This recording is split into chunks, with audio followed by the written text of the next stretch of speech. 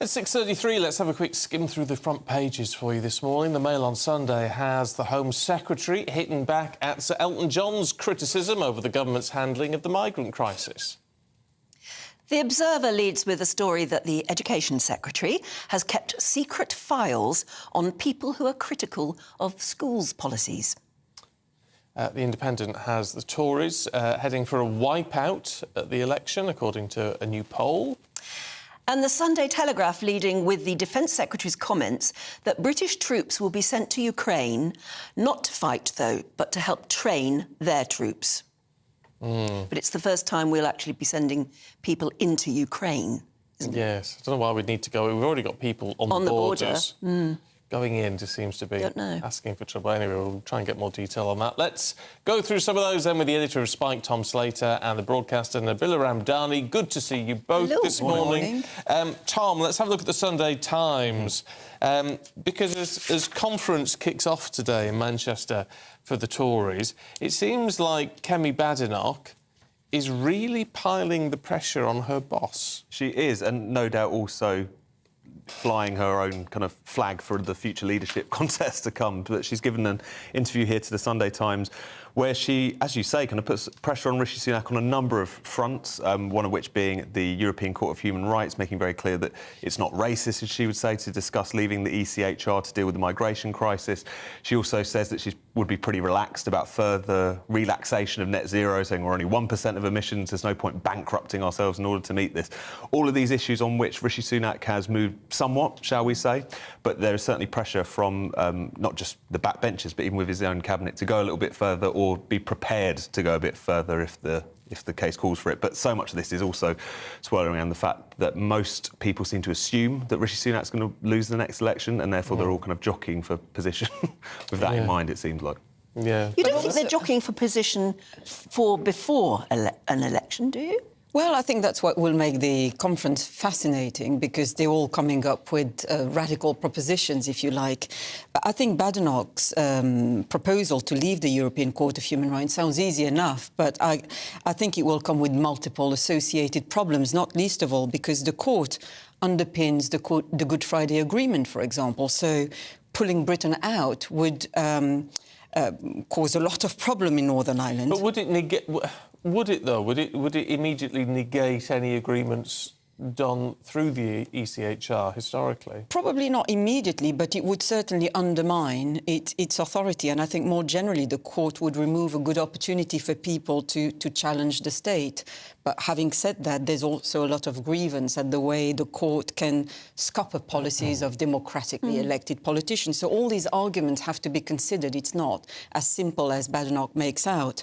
But I think Tom is absolutely right. I mean, it all ties in with a leadership contest for the Tory leadership. And this echoes, in a way, Braverman's multiculturalism speech in Washington, D.C. And I think it's no coincidence that she made that speech in America. UK politicians who show off in America tends to get a lot more coverage at home.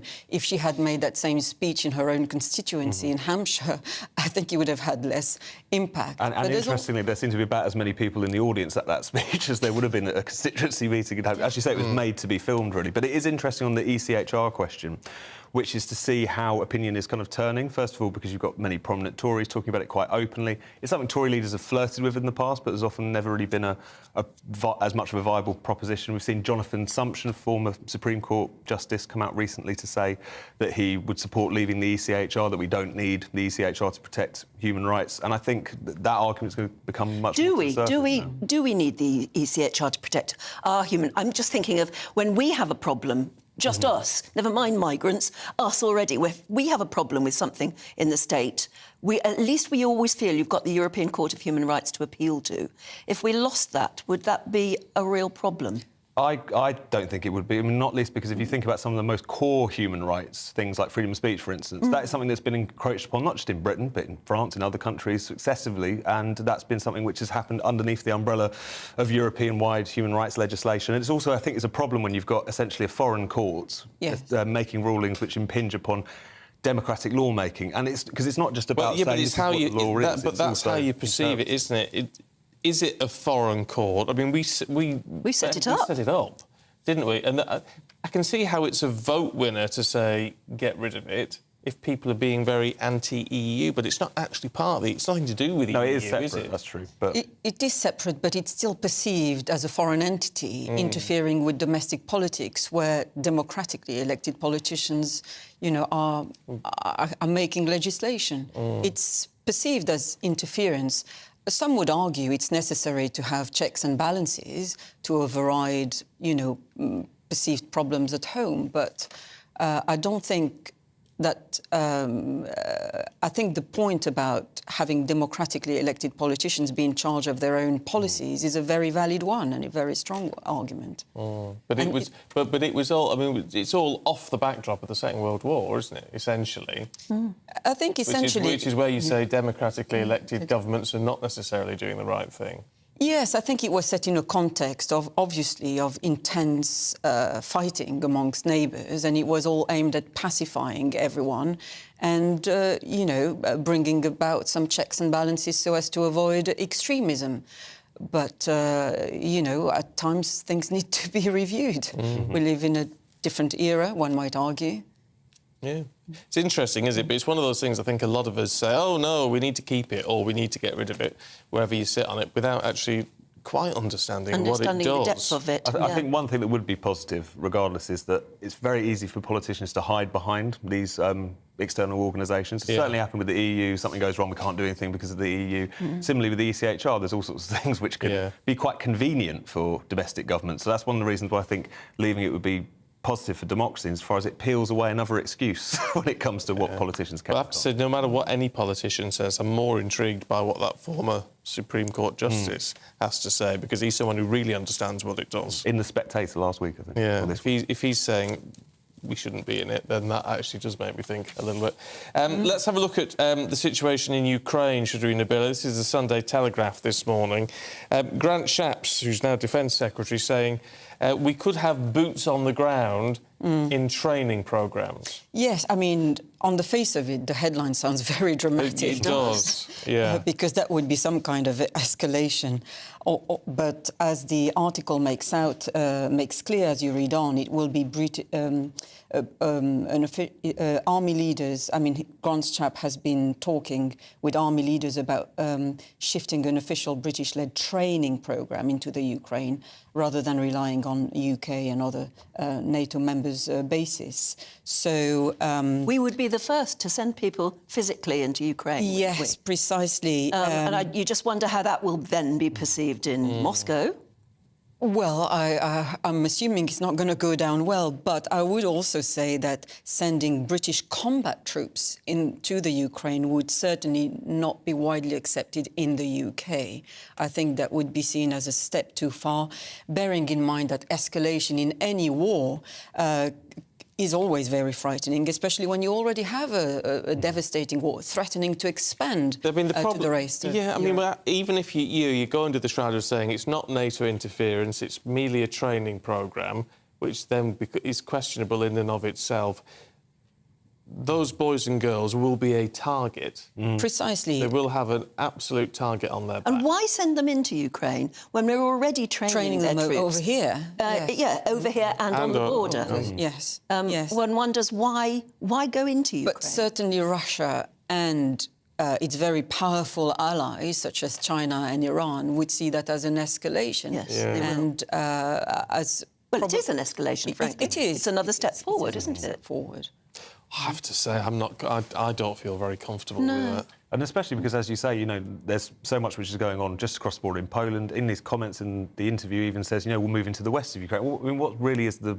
I'm not an expert on these matters, but being in Lviv rather than, the edge of Poland doesn't make loads of sense. And in Moscow, they will say it's a lie, they are combat troops, won't they? That's what they'll say. And as you say, even mishaps could be potentially catastrophic here. It could be a situation in which it's not Moscow saying, let's target this base because we know there are British troops there. It could just be things happen in the context of war, which could easily spin out of control. But, and turn into world war. Russia is a nuclear power. No, exactly. Who is Iran? And, of course, it is always worth remembering that, if, the first foreign power to put its boots on the ground were Russian invading troops, but still, you do think that surely we have to box clever where these things are concerned to make sure it doesn't spread beyond those borders. Yeah, I'd love to know your thoughts if you're in the armed forces. this morning and watching, we'd keep it confidential. But, would you see that as a good idea? If you've been out there training, I know some people who've been out training there in Poland, would you welcome the opportunity to go actually into Ukraine and do the training? I mean, what would happen if you came under attack? You've just got to literally stand there and exactly. not pick up arms. It's just very odd. Did Grant Shapps get a bit carried away with himself when he went over to Zelensky? Maybe he's new into the Zelensky's job. very persuasive, isn't he? Yeah, he's new into the job and he probably wants to make a statement. Yeah. Well, hopefully he'll be cross-examined about it in the Tory party conference over the next few days. Yeah. Sticking with armed forces and things, though, Tom, in the Sunday Telegraph, the Navy says use pronouns. Yes, so this is a guidance document which was recovered by the Sunday Telegraph, by Stephen Edgington, the reporter there, on the internal kind of Navy intranet, which it was Inclusion Week last week, if anyone missed it. Inclusion Week? National Inclusion Week. Gosh. Excuse me. And there was this particular document encouraging staff to use pronouns, to avoid microaggressions, to even suggest that this is the micromanaging, and this is fascinating. Don't give people unwelcome compliments, all this kind of stuff that you see floating around. It does get too much. And it is part of an interesting trend, which is to say we often talk about these ridiculous woke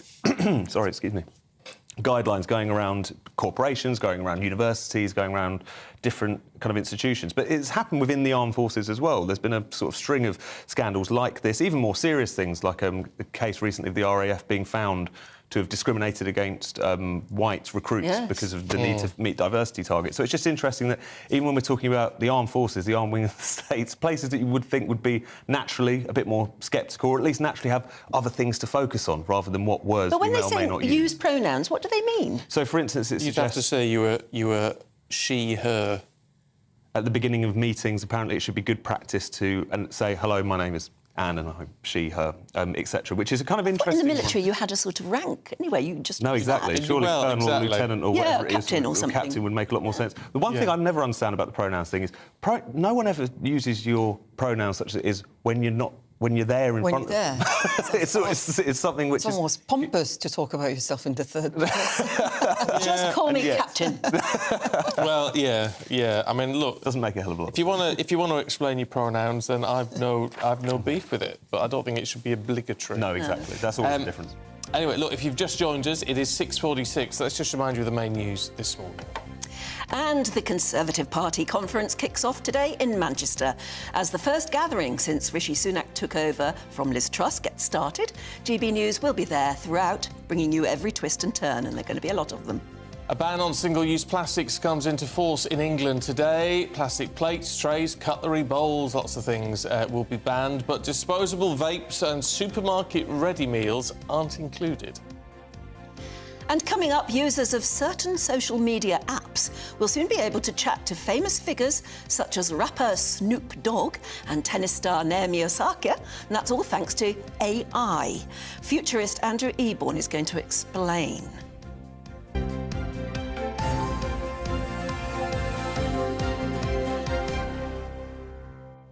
So you won't be really talking to them, you'll be talking to their AI. Well, I can't wait to have a like chat with Snoop Dogg. No, absolutely. Been looking forward to that for years. The world's gone mad. The world has gone mad. If you had a celebrity, an AI celebrity you could talk to, would it be Nabila? I don't know. Tom Hanks or somebody? Can you imagine you being a Tom Hanks fan? No, not really. Frankly, I have to say, in my experience working as a journalist, I've never really been impressed by celebrities or bigwigs. I always find the most interesting people are ordinary people, yes, down-to-earth people who come up with the most extraordinary, moving stories, always. And actually, one of the columnists in one of the papers today I was reading asks, do we have heartthrobs anymore? Do youngsters have heartthrobs? Because they were mourning the death of Ilya Kuryakin, who, what's his name? Oh, this is terrible. I can't think of his name. I think of him, famous actor. Anyway, he was the man from Uncle. Oh, David McCullum. He was 90 when he died last week, which is very sad because he was the one I did have a poster on the wall. Did you? Yeah. He was the absolute heartthrob of my generation of little girls. See, I really just think of him from NCIS, where obviously he was a much older person. He was, yeah. No, but he was an absolute heartthrob in the sort of 60s, really, I What was suppose. his character called? Ilya Kuryakin. Oh, there you Yeah, go. you see, I mean, honestly, he was a heartthrob. So who was your heartthrob? Did you have one? As a teenager, you must have had a heartthrob. I don't think it was allowed. Yeah, whether it's allowed or not, you had them. Who was your heartthrob, Tom? Oh, I can't remember. Well, this is terrible. But it's also... is there a sense that this doesn't exist now? The kind of poster on the wall thing? I don't keep touch with, you know, youth culture. I would disagree. should. I would disagree on that, though, from that my it's experience of youth with my niece and nephew. I don't know about nephew. I don't know either. Do they have posters on their bedroom walls? Isabel always did. Yeah? It was always the Vamps. Oh, Bands, really? The Vamps, Yeah. yes, and Brad. Did you have, then, is it something that only little girls have? Did you have a heartthrob? I had posters on the wall when I went to university. Of? Oh, naughty posters. No! Things one couldn't discuss at this time of the morning. To be honest, River Phoenix. Oh, really? Oh, wow. So people you admired, wanted to be like. Oh, fancied, really. Yeah. That's all basically right. what it boils down to, isn't Oh. Well, that's one for you. Please get in touch with us, gbviews@gbnews.com. Who was your heartthrob? Oh. And are heartthrobs alive and kicking today? And are there still posters on bedroom walls? See, Athena, do you remember Athena? Oh, yes. And it was always that... It was the man, the hunky fella holding the baby. Yeah. There was a thing in the papers the other day, that baby, she's now about 30 or something. Oh. Of course, there was the very famous Athena poster of the tennis girl walking away. Oh, with a bottom Scratching her hanging bottom out. or something, yeah. I think my it was parents one were- of the most famous posters ever. Disgusting. No, it wasn't disgusting. It was a bit saucy, but that's all. Disgusting. Anyway, let's, can we was have a your look at heartthrob? this? This is from Instagram this morning, Nabila. Dogs and costume parties. Have we got It's a doggy daycare. doggy daycare? And I mean, somebody honestly. took their dog to a doggy daycare and they had a big party, and it was a costume party for the dogs. Oh, here we go. So what have we got? The dogs are all... Well, they've got hats on. We're not trying very hard. Oh, that's a bit... Oh, no, that's a nice one. Yeah, we're seeing, just in case you're listening on the radio, we're seeing a doggy daycare place with all very excitable dogs. One's got a sort of trilby hat on, look very posh. They've got but apparently T-shirts on and... they had I mean, those dogs knew there was a sense of party They about didn't. it. Oh, look at them, they're all excitable. It's a posh thing to have a daycare for doggies in the first place. My dog was expelled from doggy daycare. I'm not surprised. Did he misbehave? It's all down to the parents. She was too yappy, apparently, and she really? just wound everybody up. You think they'd be able to... She's not yappy at home, but apparently in a doggy daycare, she went very, very yappy, and they expelled her. Isn't that what dogs are supposed to do? Yap away. Well, yeah. But they said, oh, she's winding up all the other dogs. Would you dress a doggy up? You know what? We were never allowed a pet in the house. Oh, you've had a miserable upbringing. My mum had five kids. No saucy posters. No pets. Well, I'll tell you the posters. My parents were more concerned about damaging the wallpaper. Yeah. And as far as pets were concerned, my mum had 5 children, so she thought she had 5 pests at home. Oh, yeah. And any extra pet would Yeah, well, add it to is the a misery. handful. Yeah. it is. Yeah, fair. What about you, Tom? I don't get the whole dressing up dogs thing. I You know, don't, I feel bad for them. It's like you turn them into a little joke for Because they everyone don't else's know they're dressed amusement. up, do they? They just... Aside from, you know, you've got like a whippet or something, and he's put a jacket on because it's cold, or something. That's fine. Yeah. Anything more whimsical than that, I start to, you know. Yeah, get bothered. I'm afraid I'm like that. They look nicer left alone. People with white, fluffy dogs, like what mine is, some people dye their hair and make them look all... Yeah, they actually Abuse. go You should call all the colours. RSPCA. Well, I don't know. I don't think it is abuse. It just shows they know they're being loved, don't they, if they're being Well, pampered? I suppose. So as long as it doesn't do them any harm. And when you said some people do that, did you mean yourself, Anne? No, I wouldn't. No, I wouldn't do that. Although I've looked at her several times and thought, oh, that would be quite fun. But no. She then looks back at me with that wilting look. Yes, yeah, she would. Shall we have a look at this Instagram also of a Wilko store? Because you know that Wilko stores are closing down all over the place. Well, the one in Worksop held a closing ceremony that apparently was very emotional.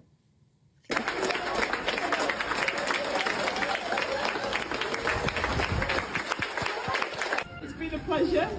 We've had us us ups, we've had us downs, but we're a great team. All of you have been a great team. It's not our doing that it's failed. It's down to one particular person. She's a I'll play its part at some point, but 26 years we've had here and we've enjoyed every minute. So thank you very much for coming in. Well, I think it's right that they get a lovely. send-off like that. So do I. Rather than just being sent home and saying, right, that's the last day, don't That's turn up it, tomorrow. yeah. I think it's nice because, as that lady was saying, 26 years Yes, with it's a some lifetime. people, it's a Well, long it's a time. lifetime. And I have to say, I mean, I You used build to... friendship, I you used to build live in relationship. Wilko's. Oh, yeah. Yeah, you're always in Wilko's. Just to get bits and pieces and bits gadgets and pieces stuff. and, you know, cheap stuff and whatever. Always in Wilko's. It's a real shame when these things shut down. Yes, it is. I think they face so much competition from online retailers that it's a trend that's becoming inevitable. And people buy everything, because that seems to be the new shift of the last few years, is that whilst people would buy bigger things online or, you know, buy things where you need to kind of big catalogue of things, but you want to be able to get any DVD you want to get any album you want or whatever, people increasingly, especially during the pandemic, were buying everything, even the kind of odds and sods that you would normally go to a shop like Wilko to get. You can just get a big... you could buy online. Actually, it's interesting because John, one of our viewers, has been in touch saying, once again, he's talking about Rishi Sunak's plans for sinking £1 billion into the high streets or something. He says, once again, another wasted scheme of taxpayers' money, £1 billion to regenerate the high street. So petrol prices are going through the roof once again, and then local councils charging through the roof for car park charges. That is why people stay at home and order online. One click and you get it.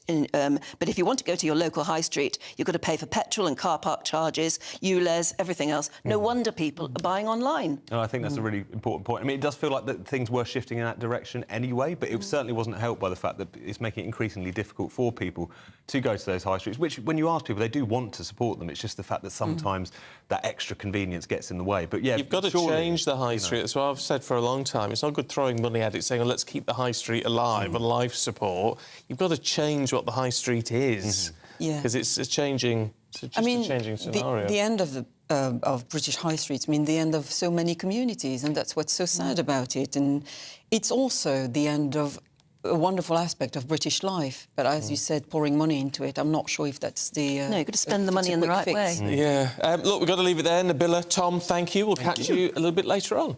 Right now, we'll find out what the weather's going to be like for us.